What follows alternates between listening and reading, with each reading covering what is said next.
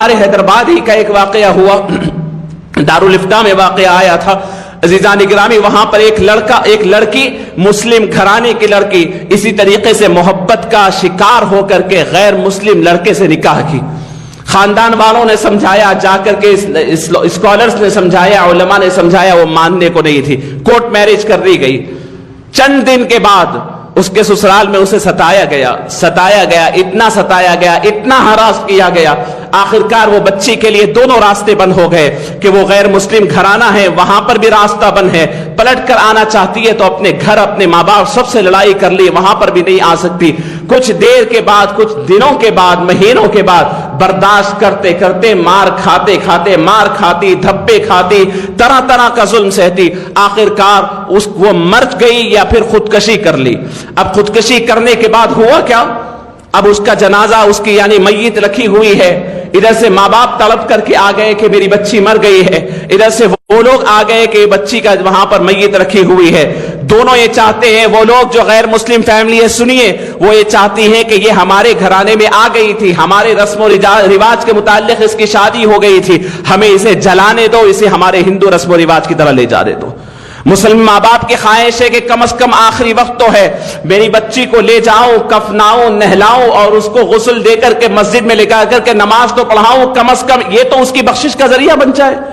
یہ دونوں کی کشمکش کے اندر یہ ادھر دوڑ رہے ہیں اپنے اثر رسوخ جتانے کے لیے، وہ ادھر دوڑ رہے ہیں۔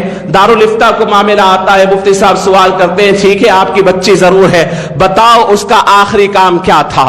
سب کے سامنے علی اعلان اس نے کیا کیا تھا؟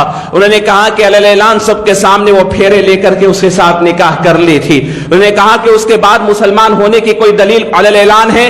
کہا کہ نہیں ہے۔ فرمایا تمہیں کوئی اجازت نہیں کہ اسے مسجد میں لائے، اسے کفنائے اور دفنائے، چھوڑ دو، وہ غیر مسلم ہو گئی تھی، اسے جلانے دو، انہی کے قبرستان میں دفن کر لینے دو۔ آپ احساس کر سکتے ہیں اس بات کا؟ جس لڑکی کے کان میں آپ نے حی علی الصلاح، حی علی الفلاح، آپ نے اپنے مسجد کے امام صاحب، مؤذن صاحب یا خاندان کے متقی پرہیزگار سے آپ نے کہلوایا تھا، آپ نے اشہد ان محمد الرسول اللہ کے اذان کے سریلی آواز ان کے کان میں پہنچائی تھی، آپ اپنے گھر کے اندر اپنی بچی کو مسلمان رہنے کے اوپر راغب نہیں کیے، اسلام کی محبت آپ نے نہیں ڈالی، اس کا کیا انجام ہو رہا ہے؟ میں عرض کر رہا ہوں کہ اس وقت سب سے بڑا چیلنج ایمان کو بچانا ہے۔